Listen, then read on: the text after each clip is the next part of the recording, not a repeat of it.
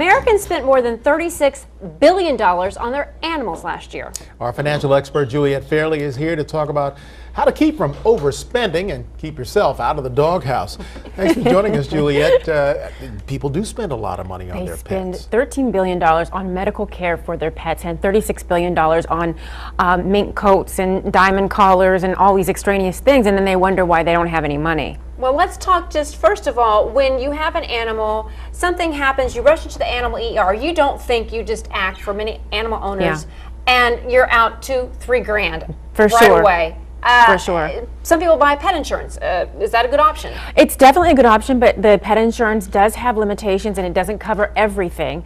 And usually there's a deductible per incident, and then there's limitations to what they pay out. And they may not cover genetic conditions or pre-existing illnesses that your pet may have. Like a genetic condition would be German Shepherds are predisposed to hip dysplasia, so it may not cover that. Exactly. So not a good investment? Well, it depends on your situation, and if you want the pet care insurance to cover certain conditions, you may have to pay more of a premium. So right now you can expect to pay between $25 and $75. So the more you pay per month, the more coverage you're going to get. It's just like with humans. Right. Wow. We're talking about dogs and cats, not kids.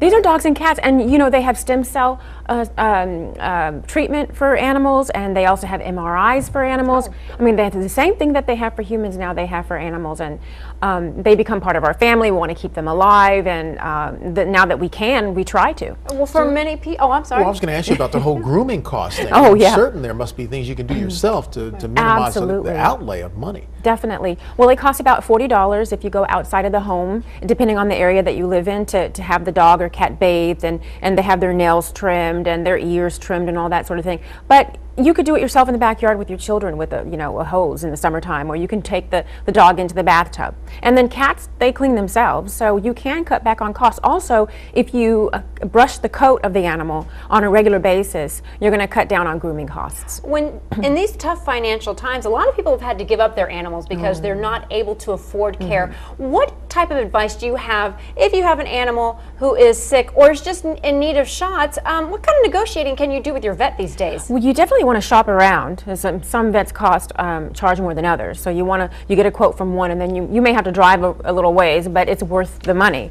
And also you want to engage in preventive care to feed your pets high quality food and portion control in order to avoid having major emergencies happen with your pet. When you talk about the financial impacts, would it be wise to maybe, if you think you're going to get a dog or cat, that set up a little savings account maybe 6 months before or something like that? Absolutely, 6 months before. As soon as you buy the pet, $3,000 is a good amount of money to have in an emergency expense fund for your animal, and for yourself for that matter. Now, I don't want to catch you off guard here, but on average, how much does it cost to maintain your typical dog, vet fees and food over a year? Because you see that cute puppy, you swipe it up, and then you don't realize, ooh, boy, I got to get it spayed, neutered, food, shots. Absolutely. Depending on what size the dog is, you definitely want to take into consideration daily food, 2 times a day, sometimes 3.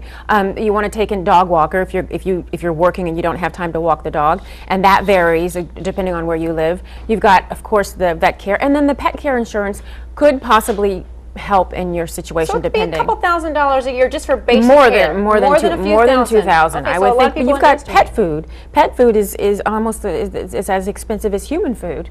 So that's something that you definitely want to take into consideration when you get a pet. Is that it is like having a child. Yeah. So this is a significant part of financial planning. Yes. You want to get your kid a pet.